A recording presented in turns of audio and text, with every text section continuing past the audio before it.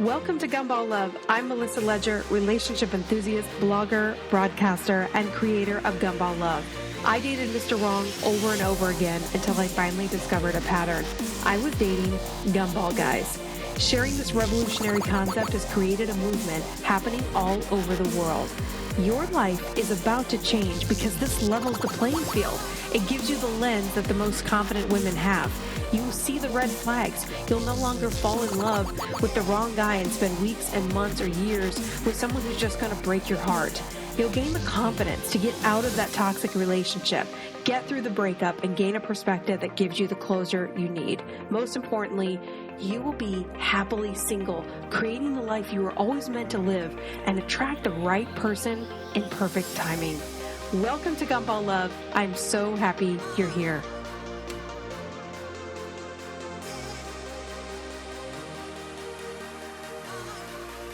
Welcome to Gumball Love, podcast number 1. Oh my gosh, so exciting to finally start this podcast. It's been a dream of mine for a long time, and it's finally here. If you don't know me, I'm Melissa Ledger. I created the concept Gumball Love, and I want to give you the biggest aha moment that led to this concept and how exciting it is that this has changed so many lives. And if you're a part of our community in the private Facebook group, you really can understand the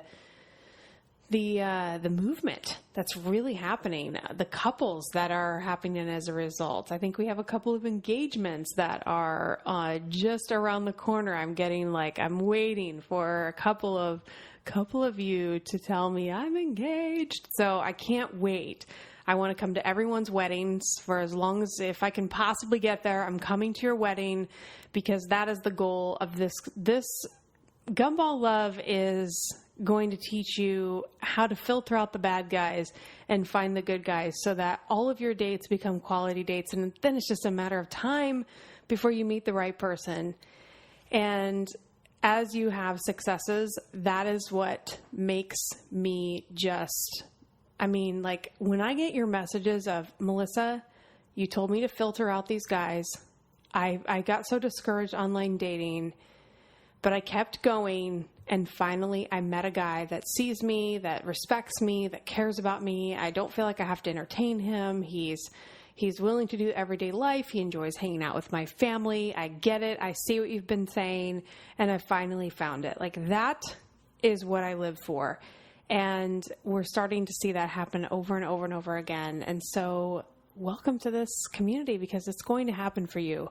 And so I want you to know that you're part of something different. This isn't just any dating podcast. I am all about no BS. Let's cut to the chase. I've read all the books. If you see me on Periscope, you can see all those books behind me. And I put the books behind me because I wanted you to know, this is where I've been. I used to buy every relationship book. I was trying to figure it out, and I couldn't. It was like every book I read didn't quite do it for me. I was like, there's got to be something more to this. I can't accept this idea, or I can't accept that idea. And so for years, I was buying books. And then I had the heartbreak of all heartbreaks. I fell head over heels for a guy.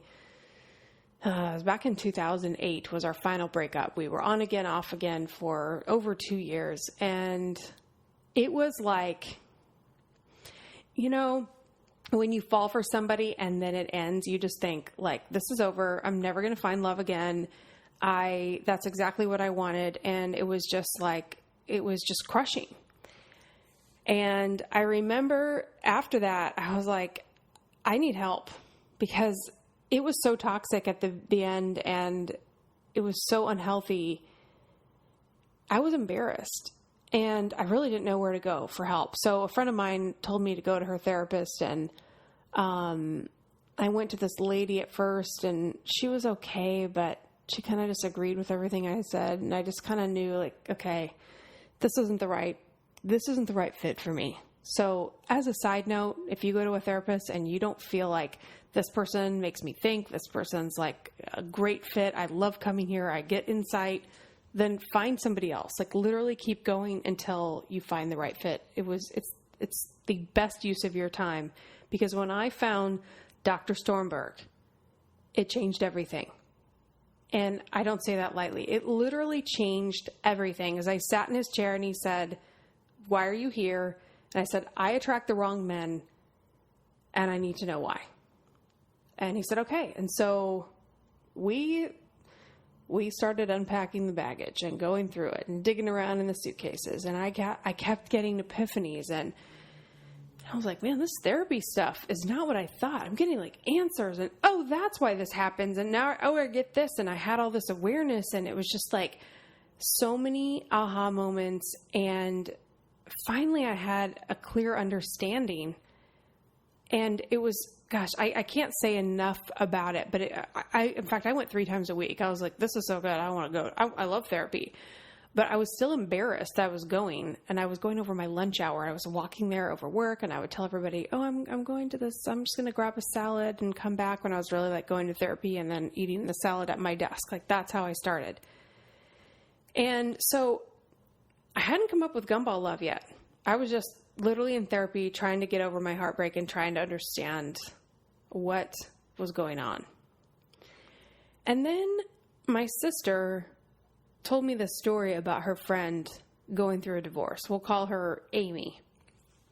Amy's going through the divorce, and I kind of knew about it. So we were driving back from like a weekend trip, and so we're just, BSing in the car on the way back home. And she's like, yeah, she was at the attorney's office, and we'll call him Joe. Joe was like harassing her via text and picking fights while she was in her attorney's office. And then her attorney got annoyed because he kept texting, and they were fighting. And then she's showing the attorney the text, and it's going back and forth. And finally the attorney's like annoyed, and he goes, Amy, every time he puts in a quarter, you give him a gumball. Stop giving him gumballs. And I was like, I remember exactly where I was. We were crossing the border from Iowa into Nebraska on I-29, crossing over the bridge. I remember that's exactly when I heard her say that. And I was like, gumball. That's interesting. It just stuck with me. And I wish I could tell you how long from that point until my ex, the heartbreak of all heartbreaks, we had decided to be friends. And so he calls me to tell me about, of course, he needs relationship advice. And now, like, trying my hardest not to, hold back the tears on the phone. Because, like, okay, you're dating somebody else and you're calling me for advice. So I'm going to pretend like we're friends now. We can be friends. Like, I couldn't be his friend. Yeah, right. But here I was like, what's going on? Tell me about it. While I die a slow, painful death on the other end of the phone. But he's like, I started dating this girl, and we've been on a couple of dates, and, it's going good. And then I'm just like, oh, thank God you're not in love again. I'm just like, I'm just sitting there like listening for, are you going to marry her? Do you love her? You'll never love me again. I'm still like totally having feelings for him. And he says, well, we went on a date and a couple of dates, and she likes, the date, and we seem to have a good time. But then I text her the next day, and she takes like hours to respond. And I was like, okay, well, maybe she's busy. And he goes, well, maybe remember when you and I dated, we would like text all day, and we would just be like back and forth. And I said, yeah, I was like, yeah, because I gave up my whole life, and I would just focus on you. And, because it was fun. It was exciting. We were like texting all the time and talking about whatever, sending YouTube links back and forth, and just, whatever we were thinking. We were just so into each other, and it was so exciting. Well, this girl wasn't doing that. And he was like confused. And I said, what's her deal? And she was a medical student. I said, well, okay, well, maybe she's in class, and, she's just like not like me, or not like what you're used to. And then I knew him so well. He kind of would sound like a little kid, and he'd go, yeah, okay, I guess if that's the only answer. Like it's like he wanted me to make it better somehow. And so I asked him, I go, do you really like this girl, or do you just want her to text you? And he goes, well, I'm an attention whore. And I was like, wait a minute. This is like the gumball thing. He was putting in a quarter to get a gumball, and she wasn't giving the gumball. Just like Joe and Amy, their situation, Joe would put in the quarter and Jamie would give the gumball. But in this case, I got to come up with a fake name for my ex. We'll call him, I don't know. Let's see, Chuck. No, I hate the name. I don't know. Okay, we'll say Chuck. So my ex, we'll just say my ex. So my ex wasn't getting the reaction. He was getting like radio silence, or she would get back to him in her own time, but she wasn't enamored enough with him. So he was putting in the quarter to get the gumball. And I was like, oh. I said, so you're not really into her. You just want her to be into you. And he was like, yeah. And then I said, oh, so is that what happened with us? I go, you weren't really into me. You were just into me being into you.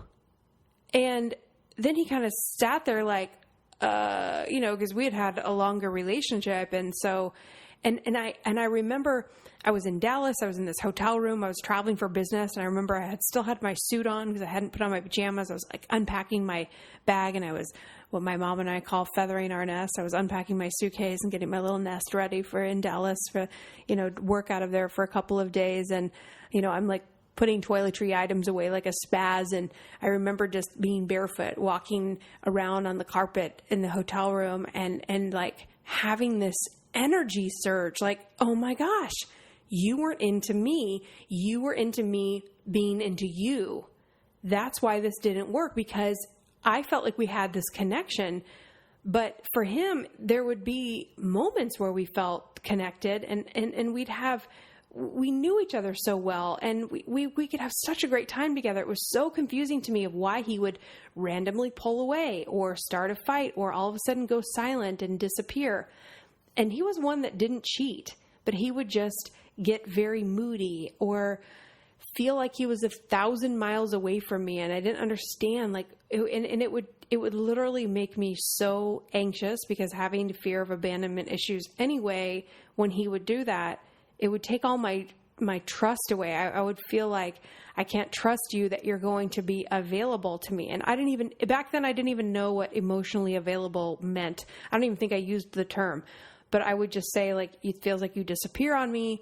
And then he would come back, but then I would kind of look at him like, okay, I know that you're back and this feels great, but when are you going to disappear on me again or become emotionally shut off and not the guy that looks like he's in love with me? Like when is that going to happen?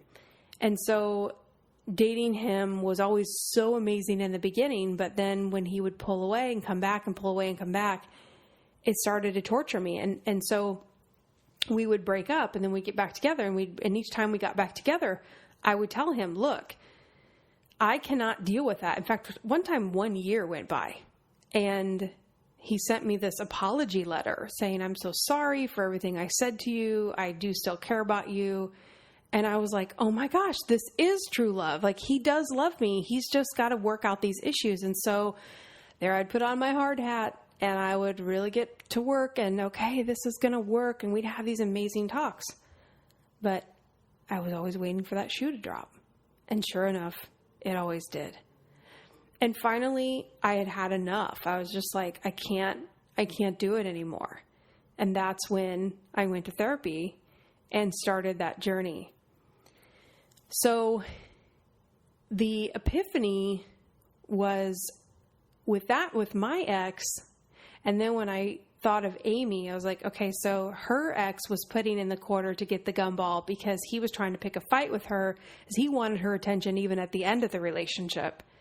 He wanted to pick fights with her. He was already living with another girl, but he had to pick a fight with her, and she's in the attorney's office. It's like, why does he care? Because he couldn't stand it that her attention wasn't focused on him. So after I had the conversation with my ex, I asked her, what was Joe like in the beginning? And she was like, oh my gosh, it was so amazing. We were, he was romantic. He was this and he was that. And I was like, oh yeah, just like my experience. like Chuck. His name's not Chuck. I got to think of a better fake name.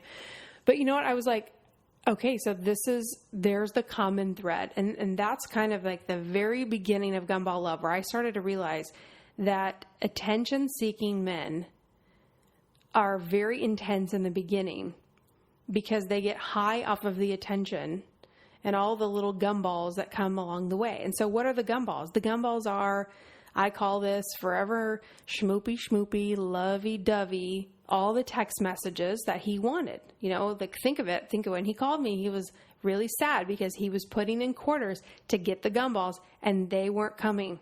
And so he got frustrated enough to call his ex-girlfriend who used to give him gumballs and say, how come I'm not getting the gumballs? And I had to explain, well, you know, maybe she's busy, but I made that connection. Like, you're in it for that. You're not really in it for her. And that was such a big epiphany, but I didn't really realize how big it was, because when you're in a relationship really for the other person, there's a whole different process that happens. Yes, you have infatuation. Yes, everything can be intense because you're excited. Those pheromones, like all the things that happen in infatuation happen with healthy relationships. I've seen them with especially my close friends, my cousins that have found wonderful men. I remember when they met their guy, and I remember them being lovey-dovey and, you know, kissing and hugging and just like so into each other. And I remember seeing that kind of slowly taper off, but they would get comfortable in a life together, and they would still be affectionate, but they weren't as, you know, the schmoopy phase wasn't as prevalent. For those of you that don't know, that's like such an old reference to Seinfeld, when Jerry Seinfeld had his one of his girlfriends. I think it might have been, was it what's her face from Desperate Housewives, or it might have been Courtney Cox. I don't remember, but it was, no, you're schmoopy. No, you're schmoopy. No, it was the girl. Oh, I can't remember. I just remembered who it was. But anyway, if you've seen Seinfeld, it's getting so old now, but I love that show. And it was like, they were that gross couple. It's like so lovey-dovey. But, you know, when you're in that phase, you're so happy. And we love schmoopy. But schmoopy with nothing else crashes and burns. And that's what this concept is going to teach you over time, is how to see that guy when he's just schmoopy. And I Snapchat The Bachelor, The Bachelorette, so I can kind of coach you, like, okay, here's a guy right now who looks like a great guy and he's saying all the right things, but he's really not getting to know her as a person. He's just saying all the things that he thinks she wants to hear so he can build the intensity so he can get all kinds of gumballs. And I remember sitting in therapy, and I had come up with the gumball concept, and I remember thinking, oh my gosh, I remember telling, I have to change positions here. 1 second. I remember telling my therapist about Gumball Love and being kind of scared to tell him about this theory. And now I just forgot why I was going to tell you when I told him. Dang it. Just lost my train of thought. # real life. But anyway, so I guess maybe I'll come back to it when to kind of reiterate. So the schmoopy lovey-dovey without real content, without really getting, that's what I was talking about. I was like really getting to know the person and connecting with them in other ways other than just the sexual intense. Everything is intense, right? So that's like the common thread. I can't even tell you how many months I sat and looked at giant Post-it notes on my office saying to myself, what does the Gumball guy do? What makes him unique? And all kinds of things were up on the wall. Romantic. He's charming. He likes a lot of text messages. And then I could think of, no, that guy didn't really like text messages. I could think of something else. I could think of another guy who wasn't like that. Like, not every Gumball guy was overly romantic. A lot of them are, but not all of them. And so finally, the word intensity came to my mind. I was like, oh, they're always intense. Either they're intensely texting or they need to be with you all the time, or just the way they say things has to be really intense. Like everything holds a lot of weight. And why?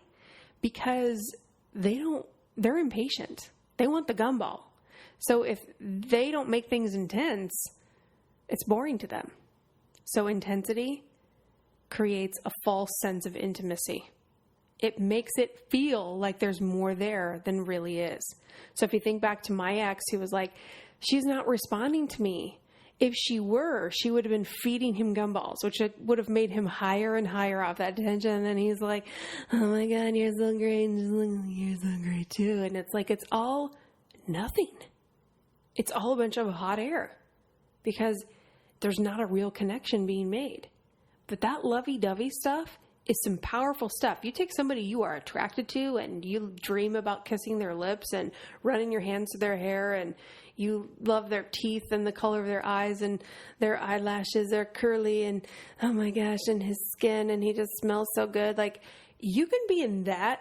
If you get schmoopy with somebody you're that attracted to, it's like you're not even, like, your feet are off the ground. You know what I mean? Like, you're not a rational human being at that point. So we can make fun of it all we want, but like the struggle is real in the moment. It's really hard to resist that stuff when you're in the moment. Like, we're watching sometimes a bachelorette on the show that it's like, how could she not see it? But she's caught up in it. She's attracted to him. She can smell him and see him, and she's the one kissing him. And it's like, it is hard. And when you can take a step back, yes, you might be able to see those, but I'm going to tell you what, you know this content, you're going to see it so much faster. You might have some schmoopy days. And you know what? I say, who cares? Enjoy yourself, because you can't be like a Gumball Love detective where you're just like analyzing it to death. But my therapist told me, he's like, you need to think about it, but he said, enjoy yourself and then reflect later. So be in the moment, enjoy your life, because you never know that this could be the guy that is really legit and schmoopy turns into real love, or schmoopy might turn into just schmoopy, because the guy that's legit and is really looking for a wife or a true love, yeah, he's going to be enamored with you. You're going to be enamored with him. It's going to be exciting, but he's also going to want to get to know your family, spend time with your friends. He'll give you space. You'll have alone time. He's going to be more patient in the process because he'll enjoy being with you, but it's going to look different. It's going to sound different. It's going to act a little different. And we'll talk about that, because if you're used to the Gumball guy and the heavy duty schmoopy talk coming on strong, a regular guy does seem different, weird, or not being intense.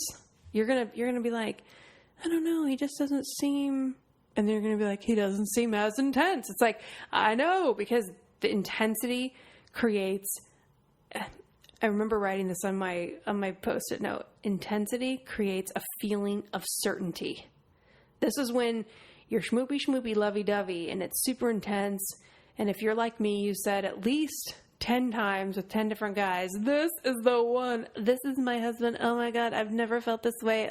It's like, yes, you have felt this way. It's just, you haven't felt this way in maybe a few months or maybe a couple of years, but it's the same infatuation. You're high on all of those pheromones and it's exciting, but that feeling feels like certainty.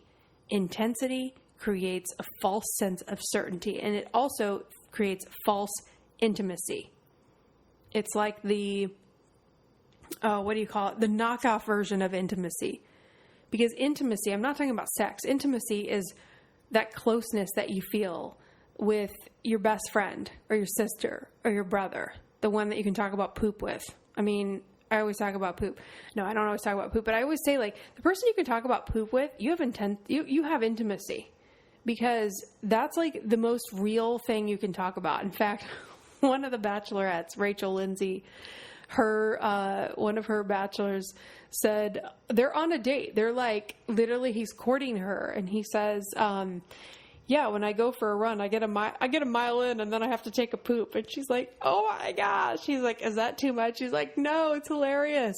And it's like, to me, it's just real, right? And so when you have true intimacy, yes, you can have in romantic moments, but you're going to be able to be yourself too and talk about things that are actually realistic. And when you spend time around real couples that actually have a great relationship, there is no topic that is off the table. They talk about everything, and there's no filter. And I've been shocked sometimes with the couples that I know. I'm like, wow, you're really going to go there. And they do. And I look at their husbands and they have like no reaction. They're like, yeah, because it's like this whole idea that we have to be so perfect for these guys. And oh my God, do this and he'll like you. It's like, it's just a dude, like you're just a chick. He's just a dude. You're going to talk about poop at some point, like, yes, you need this attraction and this infatuation, but it's like, it's very over romanticized. And the reality is you're going to find somebody that loves you for who you are. And you want to start to look for, what does that look like on date 1, date 2? I mean, the guy's not going to know on date 1, you're his wife, but a mature man that's ready for a relationship and builds connections, does things very differently. I don't have time to go into all of it now, but I wanted to give you kind of a baseline of where did this information come from? How did this begin? And then you kind of have like a launching point. So if you down the road, after you've heard this podcast and you hear, maybe you're listening to the 10th or the 50th podcast and you refer this to someone, just say, hey, start at podcast 1 and you'll get kind of the background. And then you'll understand what is Gumball Love, what is a Gumball Guy. And we'll explain it again and again. But I just wanted you to kind of have a basis of where this comes from. And so with healthy relationships in mind, I remember my cousin looking at this guy. This is also where the term filter like a freak came from, a broadcast that I did where I was telling people you have to filter out the bad guys and you have to get so confident in your filtering. Like the second they do something that's a gumball guy, you're done. Bye-bye. It's like, it's immediately buy, block, filter. You're looking for a husband. You're not Miss America. You're not trying to be Miss Congeniality. You're not going to be friends with these guys. You don't owe them 16 more texts to finally let them go. Bye-bye. Sorry. Good luck. Like my sister and I always say, good luck in your search. It's like, you don't have to invest. I know you're a people pleaser. You don't want to be, you're not being mean. You're sending him on his way because you've seen the signs and you're like, I'm filtering you out. And then that guy that gets filtered out always wants to say one more thing or thinks he has one more. So you're saying there's a chance. So you got to block him. That way, if he decides, I'm going to text her one more time, I was really thinking. It's like, well, you know what, Joe or whoever, whatever you're thinking, I'm never going to know because you're blocked. So you're going to send that message and you're going to stare at your phone for however long, but I'm never going to know because I'm moving on. I'm clearing the space. And that's what you need to do. You need to clear the space because I know for a long time I didn't clear the space because I didn't have clarity on what I should be cutting out. And I would get nervous. Like, well, am I being too hard on him? Or what if he ends up being the one? Or I don't know. Like, so I would leave all these doors open for all these trolls to come back in and contact me. And then my phone was full of text messages that were just, not quality men. And then I was in all these really immature conversations. I mean, I'm going to be honest. Like when I look back, if somebody was looking at me that was healthy, they would just be like, wow, she just doesn't get it. She has a low self-esteem. She's talking to all these guys that really aren't worth her time, but she can't see it. And they would have been right. I would have been able to see it. And that's what I want to give to you. I don't want you to go through what I've had to go through in the past few years. And it took me so long to connect all these dots, although I don't really regret that because the time it's taken me to connect the dots, I did it at a snail's pace. But now when I coach you one-on-one or we do what we're launching the online academy, if you join one of the academies, you're I'm going to be able to answer your questions because I've been through every single step at the slowest possible pace. So no matter where you are or what guy you're talking to, I get it. I've been through an unbelievable amount of situations that are just crazy, but I came through it. I got to the other side, and I no longer date Gumball guys. I no longer get caught in these traps. I no longer get my heart broken by guys that are just toying with me. And I developed the filter that healthy women have. And I remember my cousin seeing a guy. This just like irritated me. She saw a guy, and I don't even remember what he did, but I remember I was about to look at her and say, "Oh, he was cute. Oh, like, hey." And she looked at me and she goes, "Ew, gross." And I remember like thinking, whoa, I almost just like was about to say he was cute, or I remember like my reaction was just so different. And then I thought, wow, what did you see that I didn't? And that bugged me. I wanted to have what she had. I wanted to see it through her eyes. And that is what this whole concept is about. It's about teaching women I don't care if you had the worst parents, the most dysfunctional family. I certainly had dysfunction, and most of us have, right? I mean, everyone has dysfunction in some way or another, but some people are much worse. Some people are better. I know people that have had the perfect upbringing. They have a great dad. They love him, and they had a fabulous relationship, and their parents are still married. But they dated Gumball guys starting in high school. They started a pattern. So whoever you are, whatever your situation, once you understand this concept, you're going to develop a filter. And you're going to be able to see the signs, and you'll know exactly if you've got a good guy or not. And how great is that? So all of this dating advice out there, how to get your ex back. Why are we trying to get our ex back? Like, why, or how to change him? All that stuff, this is why I'm here, because there's no one saying what I'm saying. And I got tired of seeing, how to be what he wants or how to be what men. If you do these 3 things, this is what men want. Because I could name 10 dudes that I know that think all of that is BS.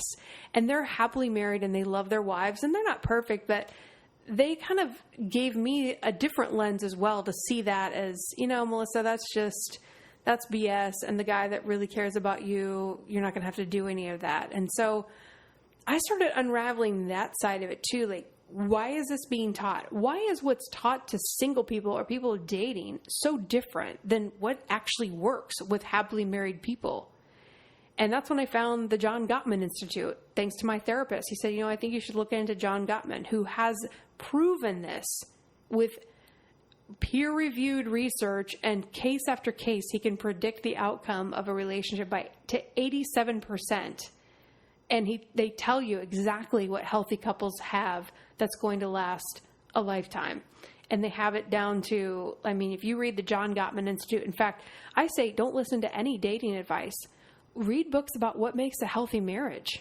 Because when you know what makes a healthy marriage, then you know the qualities to look for in the person you're dating. Who cares about dating advice? It's like, dating isn't hard. It's just getting to know somebody and spending time with them. There are no dating secrets. There are no special things you can do.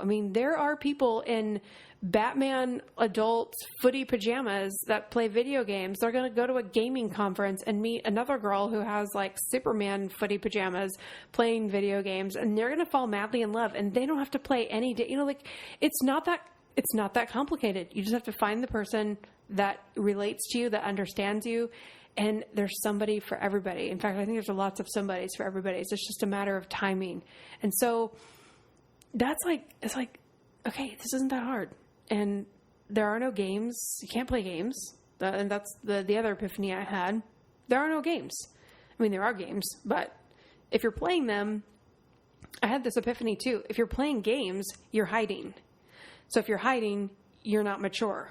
Because like when you go play with children, they want to hide from you and they want to play games, right? Hide and seek. Okay, I found you, and it's a game. But I was just going to say adults don't play hide and seek, but I'd still totally play. In fact, I always play with kids. But you know what I'm saying? Like, when you become ready for a relationship and you want the real thing, you don't want to play games. That's like, it's a waste of time, because actually when you have a when you're performing at a high level and you have things that are important to you and you're building a life that's important to you, your priority is to attract healthy people. You want to bring people in that are going to contribute to your life. So the idea of playing a game to a healthy, functioning person is very, like, they don't even consider it. And so that's the kind of energy I kind of want you to get your mindset. Like, you're looking for somebody who is going to walk the dogs and take care of the kids and, you know, be able to pay the bills, or you pay the bills and he cleans, or you clean, or whatever. Like, you share and you're partners and you communicate and it's open and it's not perfect. And maybe he leaves socks on the floor, or maybe he's not the most emotional guy, or maybe he's a really emotional guy. That was the other thing I realized. Men and women are not different. They're just socialized differently. But don't fool yourself to thinking men are not emotional and women are the emotional ones. That is the biggest. Ask men, do you feel emotional? Because I've had actual boyfriends say, I feel every emotion you are feeling. I just express it differently. So guys want love. They want connection. They want to be heard. They want to be understood.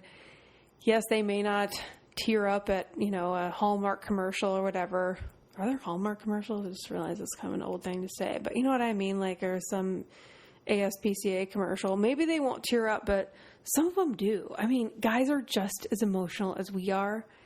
And so there's just all this stuff that we have in our heads about dating, about relationships, about how it should be, the games we need to play, do this, don't do that, hop on one foot. It's all junk. Because when you ask people that really found the right relationship, they found the person they ended up marrying, and then you try to explain to them all the stuff you see online about dating games and how to do this and how to get your ex back, they just stare at you. I've gotten so many blank stares from happy couples sitting in their living rooms asking them, what do you think about this? Is this good advice? And they just, you know, it's like, I got to say, it annoyed me at first. It was like, you never considered this? Like, you guys didn't go through this? And then, no.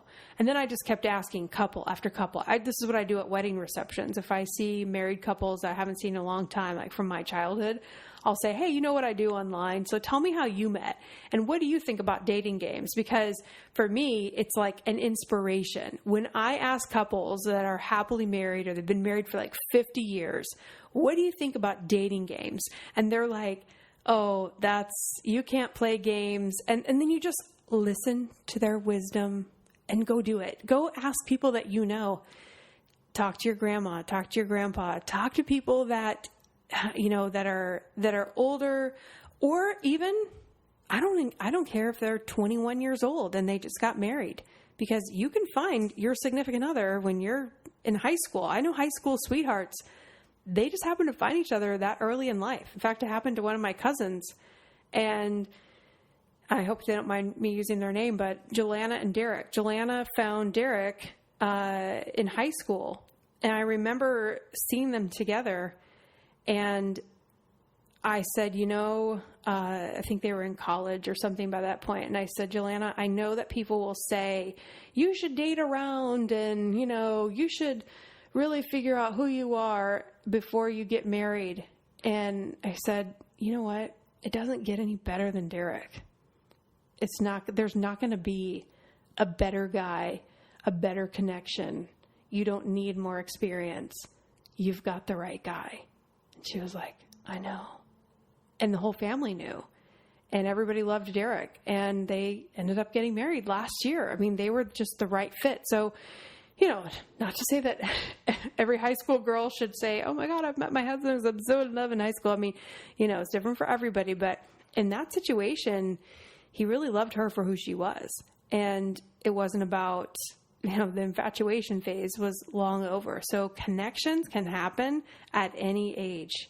And so even if I were to have talked to Joanna and Derek at 18 years old as seniors in high school and said, what do you think about dating games?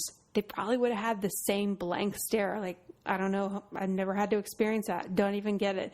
And they would explain their love story. And that's what I want you to start learning. Start learning love stories, because if you never listen to this podcast again and you say, you know what, Gumball Love, whatever, but you remember to listen to love stories, you're going to see that your love story is going to be your own story. It's going to be a unique, beautiful experience that happens between you and the right person that you're meant to be with, like I always say, in that perfect timing. And we have to trust the timing of our life. We have to trust where we are.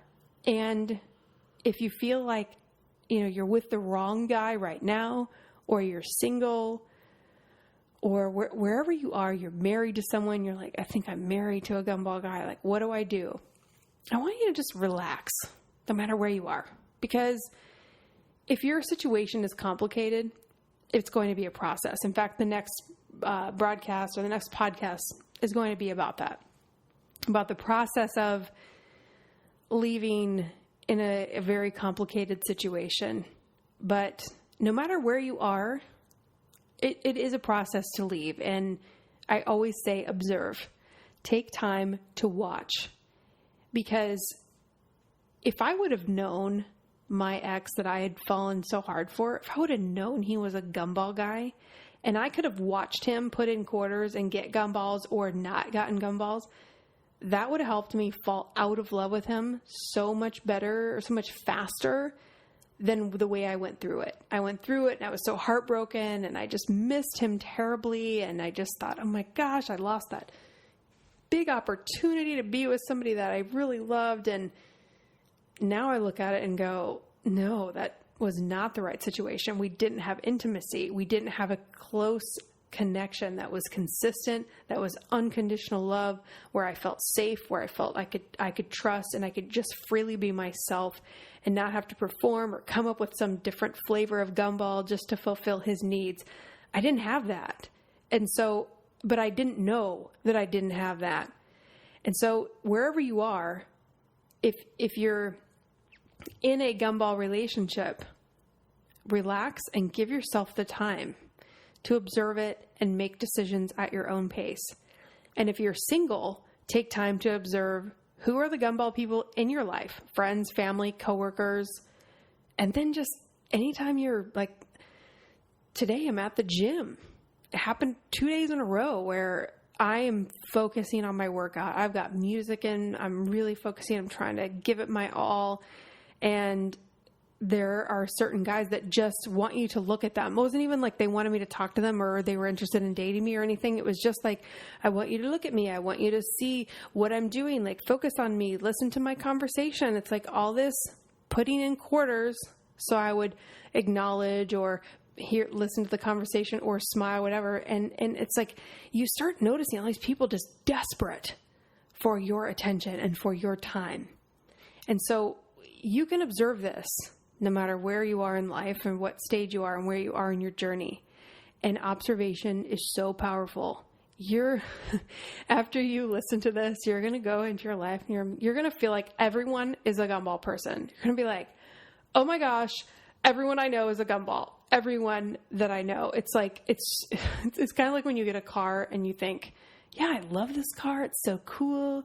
And then you drive around and you're like, everyone has my car. Like, you see it everywhere and you never saw it before.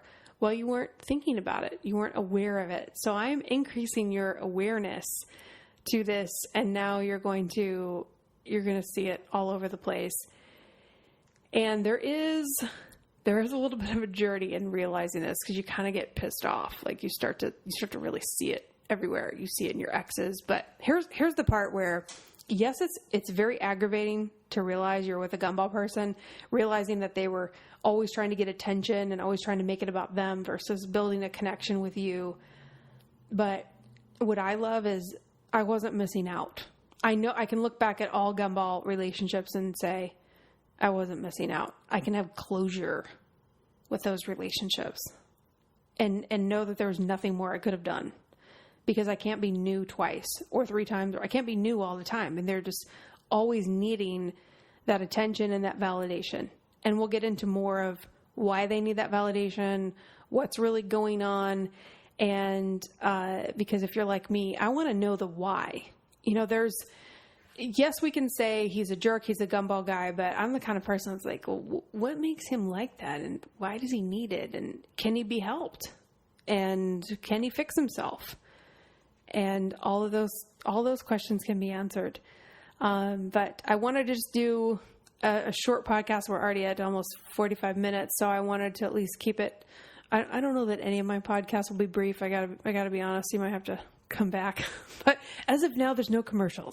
So, but thank you so much. I want to end it here. And if you have questions, you can email me, melissa@gumballlove.com. I do private coaching sessions. We are also launching an academy that's going to be starting, and I'll be doing some live broadcasts about that on Facebook and Instagram.